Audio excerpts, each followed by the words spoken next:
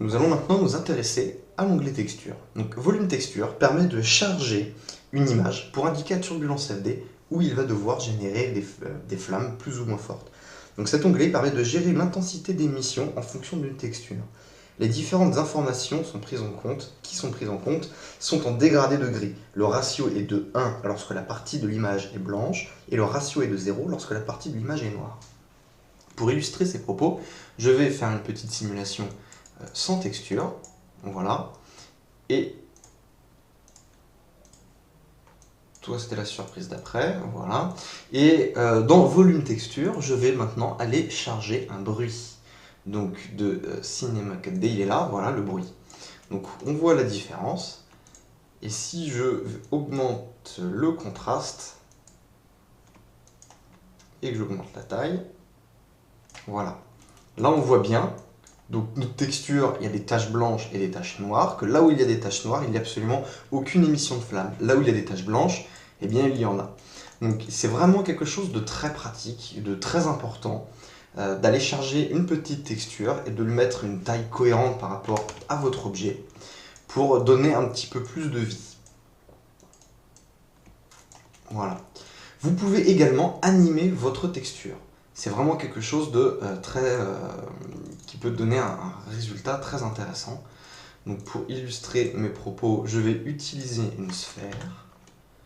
Hop, je vais mettre mon tag dessus, je vais l'activer. Voilà. Augmente un petit peu le radius. Et je vais mettre... Alors les bruits que je vous conseille, que j'ai testé et je trouve qu'ils fonctionnent très très bien quasiment à chaque fois, sont le bruit électrique, le bruit éraflure, le bruit bouillat et le bruit Lucas. Là je vais prendre le bruit électrique et je vais augmenter son contraste vraiment pour que vous puissiez bien voir. Donc je reviens en arrière, j'augmente un peu. Voilà, donc on vous constate clairement hein, les zones où nous avons génération de flammes, comme ici, des zones où il n'y en a pas, hein, par rapport aux taches blanches et noires. Maintenant, si je mets une vitesse, un mouvement, vitesse d'animation, voilà, on voit que les flammes bougent sur mon volume. Je vous conseille énormément de toujours mettre une texture sur vos objets, sur vos volumes qui vont émettre du fluide, et de mettre une petite animation, peut-être un peu plus rapide que celle-là, mais ça va vraiment déjà de base donner un petit peu de vie à vos flammes. Là on voit qu'il y a quelques petites turbulences naturelles qui se font, même sans avoir paramétré la suite. Bien. Pour illustrer l'utilité de Surface Texture Channel, j'ai créé une mèche de bougie de manière très basique. Nous allons devoir créer une texture à poser dessus pour simuler sa combustion. Donc je double-clique ici et j'applique ma texture. Je vais créer un canal alpha avec un dégradé pour pouvoir faire disparaître petit à petit ma mèche. Donc on va activer le canal alpha, voilà, et nous allons utiliser un dégradé. Je clique sur mon dégradé et je vais le passer en mode 2D UV. On voit que c'est la partie inférieure qui va disparaître. On veut que ce soit la partie supérieure. Il faut donc inverser ces deux clés d'animation. Je fais clic droit et inverser les nœuds. Je vais resserrer, rapprocher mes deux clés pour avoir une disparition plus franche et plus nette. Donc ça, nous sommes au début de notre animation. Donc je vais au début sur ma timeline et je crée une clé d'animation. Je vais à la fin et je vais descendre mes deux clés pour faire disparaître ma mèche. Plus les points seront resserrés, plus le fall-off sera net. Moins il y aura de dégradé, de disparition. Je crée une deuxième clé d'animation. Maintenant, on constate que nous avons bel et bien notre bougie, notre mèche qui disparaît. Nous allons maintenant indiquer à Turbulence FD qu'il va falloir faire brûler notre mèche uniquement là où elle est visible. Donc il faut aller dans Surface Texture Channel et sélectionner le canal alpha. Il faut bien entendu décocher le Fill Object, car même si le mesh est partiellement caché, il est bel et bien existant sur toute sa géométrie. Donc si Fill Object est activé, eh bien, il y aura des flammes partout. Donc on désactive le Fill Object. Je vais faire une simulation en mode interactif. je mets de la température pour avoir un minimum de flamme, et je fais Start. On voit que tout brûle. Si j'active la timeline, on constate, désolé pour le clignotement, on constate que là où le mesh est invisible, il n'y a plus de génération de flamme. Si je coche Fill Object, même si c'est invisible, il y a une génération de flamme. Bien, maintenant pour simuler réellement une bougie qui brûle, il ne faut pas que tout le reste de la bougie, de la mèche, s'embrase. Il ne faut que le début. Donc il va falloir créer un autre canal. On va utiliser le canal de luminescence. Et on va rajouter donc un canal de luminescence sur notre matériau pour avoir un petit bout incandescent. Et ce sera ce petit bout-là, cette extrémité, qui servira pour créer les flammes. Donc je vais cacher mon turbulence FD et je vais éditer mon matériau. Je vais dans le canal luminescence et je l'active. Nous allons partir du preset que nous avons déjà créé dans le canal alpha. Donc je clique sur la flèche et je fais copier le canal. Je retourne dans luminescence, je clique sur la flèche et je copie le canal. Donc il va falloir rajouter une clé. Il va falloir rajouter du noir sur notre dégradé. Pour créer une nouvelle clé, je vais cliquer ici tout simplement et j'ai donc un carré de la couleur de mon dégradé qui se crée. Je double-clique sur ce carré pour pouvoir changer sa couleur.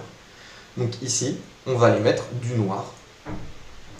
La couleur blanche est donc la partie qui va créer des flammes dans Turbulence FD, puisqu'ici nous avons sélectionné le canal luminescence. Il n'y a de la luminescence que là où il y a du blanc. Pour un souci de réalisme, nous allons dire, on peut changer la couleur du blanc pour mettre quelque chose de plus jaune orangé. Voilà, donc quelque chose d'un peu plus enflammé. Je vous invite à mettre un petit peu de turbulence, très légèrement, si vous voulez un petit peu parfaire votre texturing.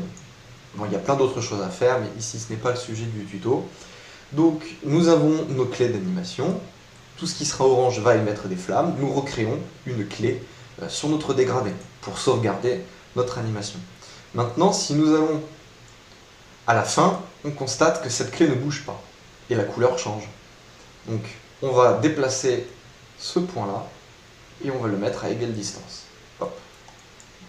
Nous sommes satisfaits. On va remettre une couleur orangée.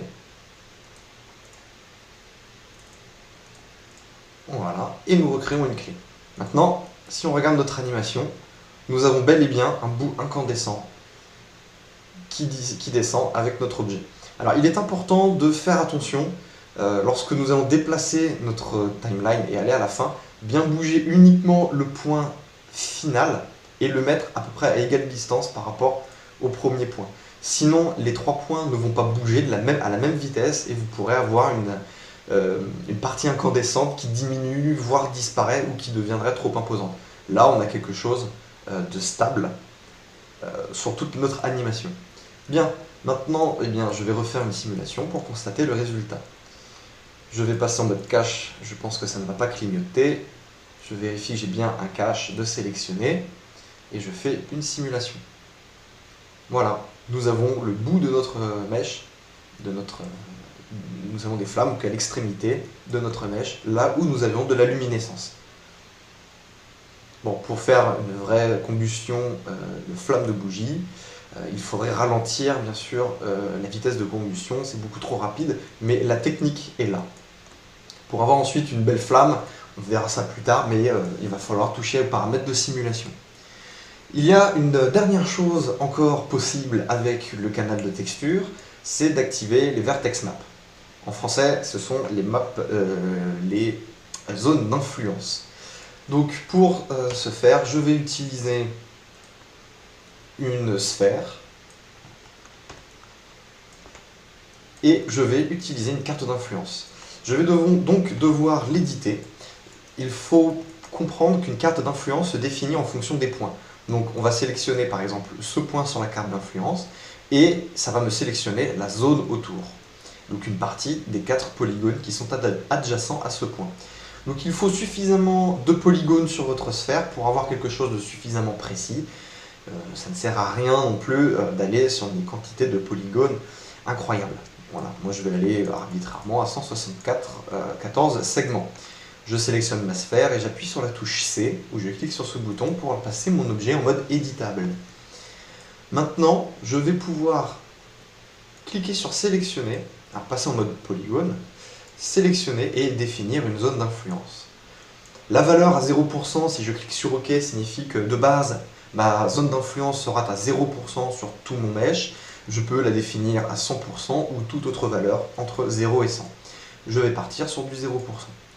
Maintenant, pour créer ma zone d'influence, donc tout ce qui est rouge, c'est 0%, tout ce qui sera jaune est 100%. Il va falloir sélectionner l'outil pour indiquer nos vertex maps. Je double-clique sur ma zone d'influence, hop, et j'ai mon outil peinture. Maintenant, si je clique, je peins sur mon objet une zone d'influence. Donc on voit très bien le dégradé entre un jaune à 100% et quelque chose d'un peu plus orange. Voilà. Donc, nous avons quelques paramètres tels que l'intensité. Si je mets à 100% et que je clique, on aura tout de suite un rond à 100%. Voilà, donc 50%. On peut modifier le rayon en appuyant, oups, fausse manip, sur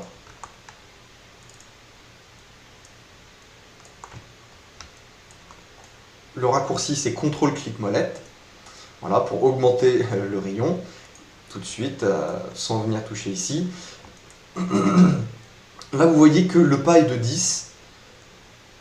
Si j'augmente le pas, voilà, on constate tout de suite la différence. Donc un pas très faible augmentera l'intensité au final de notre brosse. Voilà. Le pas de 10 de base est très bien. La dureté va être le fall-off entre le centre de notre cercle de sélection et l'extérieur. Là vous voyez, quand je fais ça, je ne sais pas si c'est visible pour vous, mais il y a un rond blanc au centre de mon cercle, plus intense au centre qu'à l'extérieur. Voilà, plus nous allons augmenter la dureté, plus ce rond en fait va être important. Voilà. Là une dureté maximale et une dureté vraiment faible. Voilà, le fall-off est plus important avec une faible dureté. Bon, c'est pas des paramètres extrêmement importants, mais il est toujours intéressant de les connaître. Bien, on a différents modes, on peut ajouter et on peut également effacer, lisser, etc. Donc je vous invite à les tester. Les plus importants sont ajouter, effacer et le lissage. Maintenant que nous avons notre carte d'influence, je vais mettre mon tag de turbulence FD sur ma sphère et je vais devoir cocher Use Vertex Map. Bien. Et maintenant, je vais lancer une simulation pour voir ce qui se passe. Il ne se passe rien parce que j'ai rien mis en température. Hop. Voilà. Donc, il ne prend pas en compte ma vertex map. Je dois décocher Fill Object. Maintenant, on constate bien. Alors, je vais passer en mode cache pour éviter le clignotement. On constate bien que les zones où la vertex map est moins importante, nous avons une génération de flammes beaucoup plus faible que là où nous avons une génération de 100%. Donc c'est un outil très puissant lorsque vous avez par exemple une boule de feu telle que celle-ci qui viendrait percuter un plan, un sol. Vous pourrez indiquer juste à peu près à l'endroit où la boule viendrait rebondir et rouler sur votre sol les zones qui vont devoir brûler et dire que cette zone-là va être une zone qui s'enflammera une fois qu'elle sera exposée à une zone de chaleur. Voilà, pour éviter d'avoir tout votre objet qui s'embrase comme si c'était une flaque d'essence. Et c'est tout pour ce canal texture. Nous allons passer à Particle Emission Intensity. On se retrouve dans la prochaine vidéo.